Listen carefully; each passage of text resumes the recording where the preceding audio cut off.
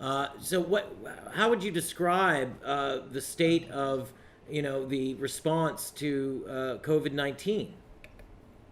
Well, I'm terribly worried about this for people who are taking this vaccine right now, who are at the front lines, because it has been rushed to market so quickly that it is alarming. And I think, just as you said, if you look at the way in which the testing goes on in the best of times, you have every reason in the world to be extremely skeptical about what drugs you take and about whether or not you are receiving the results of genuine science or marketing.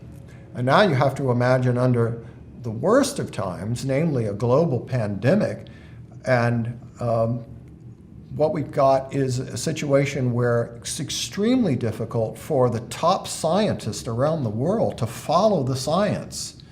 When you're getting so many contradictory conclusions and results, what kind of trust and confidence are we willing to put in this? Now, obviously, we're just going to have to wait and see. We're in the middle of all of this at the moment. But it's an interesting question as to whether or not the pharmaceutical companies are going to make this data available to researchers who might be interested in reanalyzing it and attempting to determine just exactly what the effectiveness and safety results were. Let's talk about disease mongering. Define that for us. Disease mongering is another term for selling sickness. There was a pharmaceutical executive, in fact a CEO, I think it was from Merck. He was reflecting on his career, on what he could have done better. And he said, the main problem is that we were selling drugs to sick people. What we should have realized is that we should sell drugs to healthy people. That way we would have enormously expanded our market and we could sell drugs just like bubblegum.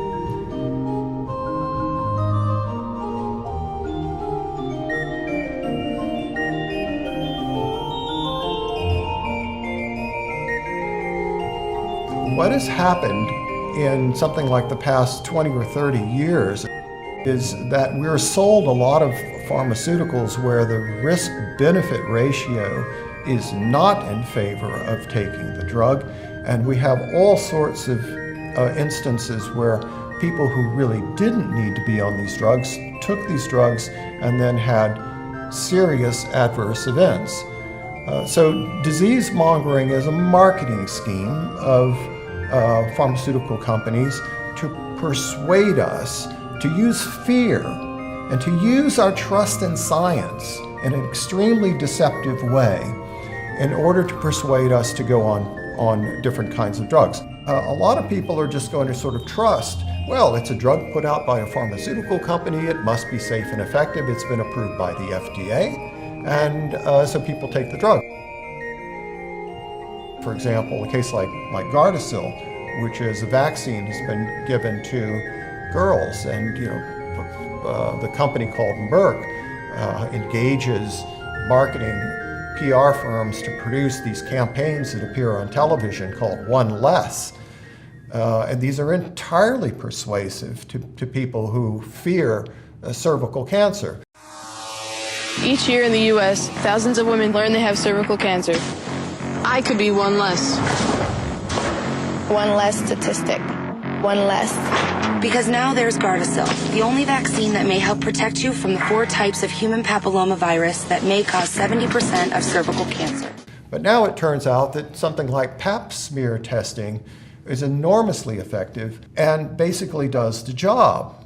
Cervical cancer turns out to have an incidence that's extremely rare. But now we get cases where patients have been severely harmed by taking this vaccine and end up in wheelchairs for the rest of their lives. Now, this is a case where we've got the pharmaceutical marketing, which is out of control. We've got instances here where disease mongering has become a serious problem. I have cervical cancer from an infection, human papillomavirus. Who knew HPV could lead to certain cancers? Who knew my risk for HPV would increase as I got older? Who knew that there was something that could have helped protect me from HPV when I was 11 or 12, way before I would even be exposed to it? Did you know? Mom? Dad?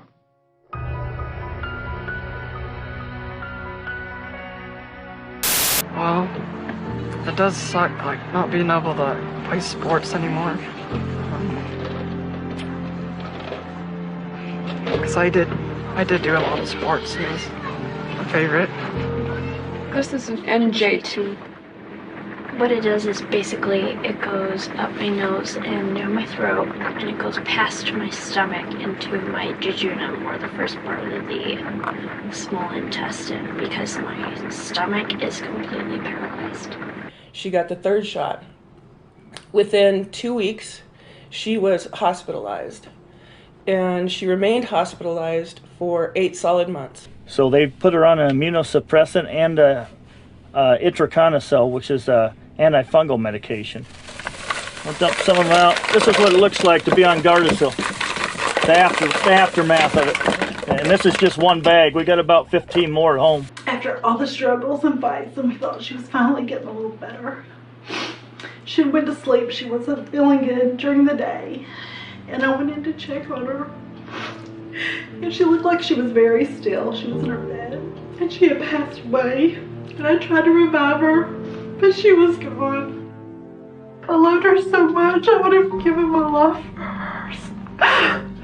She was just a good kid, and her mom made a bad choice. You know, there are drugs that treat very serious problems here. That's a whole different matter. What we're talking about is marketing campaigns that are designed to mold and shape public perceptions and to use fear in a very sort of effective way to persuade patients to go to their doctors and insist that they must have these drugs. What will you say?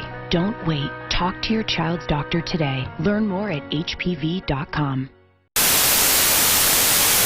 Now, let me ask you, what's the role of the FDA, the CDC, the NIH, of regulatory bodies and scientific agencies in this whole kind of charade? To what degree do they participate? Well, that's the first thing that most people think about when they hear about the kind of fraud and corruption that I'm talking about in the pharmaceutical industry. They say, well, wait a minute, we've got the FDA, and the FDA is one of the most respected regulatory agencies in the world. So how is it possible that what you're saying could be true? And now we have the phenomena of regulatory capture, where regulators are captured by the industry that they're supposed to regulate in terms of different kinds of legislation that is introduced that are basically gifts to the pharmaceutical industry from the senators and congresspeople who are lobbied for such favorable legislation. And in these cases, what we have is a regulatory capture, is that the industry becomes a client to the regulators. So we're not really dealing with sort of rigorous oversight anymore. First, we continue working with the business community to get more drugs approved faster. I'd like to ask the congressman now to join me up here so we can sign the bill. Thank you. And the other problem is called the revolving door, where you've got regulators and industry executives that just go back and forth between the pharmaceutical industry and the FDA. What do you say to people who say, well, only industry executives are, competent enough or know enough about the industry to become regulators?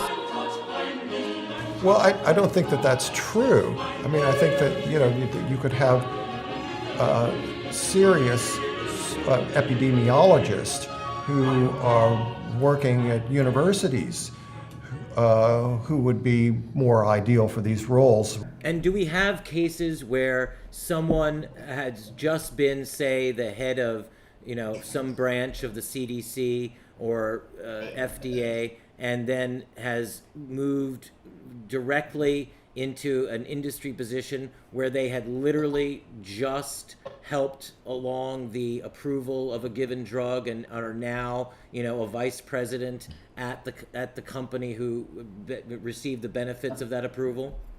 You're exactly on target, and that's discussed in my book when we talk about the case of Forest Laboratories, citalopram, and the very individuals in the FDA who gave the drug or its Me Too molecule regulatory approval for use in children.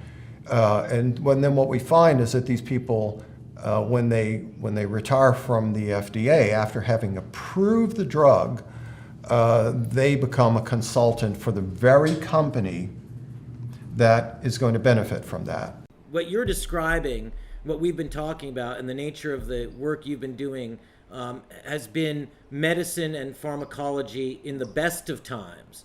So now we're in a situation, an alleged emergency, and drugs are, are being rushed to market without animal trials. So how would you describe the state of, the response to COVID-19? Well, I'm terribly worried about this for people who are taking this vaccine right now, who are at the front lines, because it has been rushed to market so quickly that it is alarming. And I think, just as you said, if you look at the way in which the testing goes on in the best of times, you have every reason in the world to be extremely skeptical about what drugs you take and about whether or not you are receiving the results of genuine science or marketing. And now you have to imagine under the worst of times, namely a global pandemic, and what we've got is a situation where it's extremely difficult for the top scientists around the world to follow the science. When you're getting so many contradictory conclusions and results, what kind of trust and confidence are we willing to put in this? Now, obviously, we're just going to have to wait and see. We're in the middle of all of this at the moment. But it's an interesting question as to whether or not the pharmaceutical companies are going to make this data available to researchers who might be interested in reanalyzing it and attempting to determine just exactly what the effectiveness and safety results were. Final question. What would evidence-based medicine look like, and how do we get back to doing it?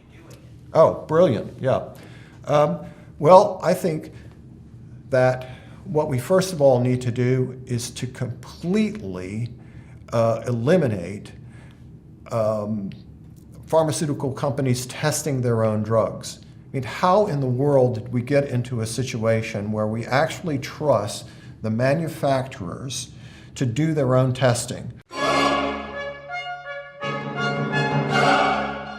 The oligarchy of corporations here has basically usurped democracy, the sort of cherished institutions of democracy, which involve checks and balances in the system, but also scientific integrity.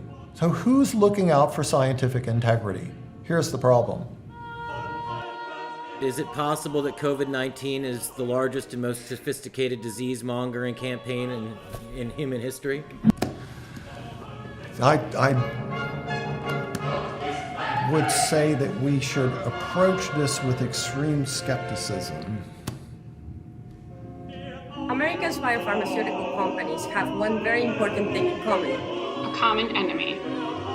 We're making great progress because we're collaborating in ways that we've never done before. In a matter of weeks, we've progressed from potential treatments to antibodies and antivirals that have shown positive results. To several promising vaccine candidates. Because science is how we get back to normal.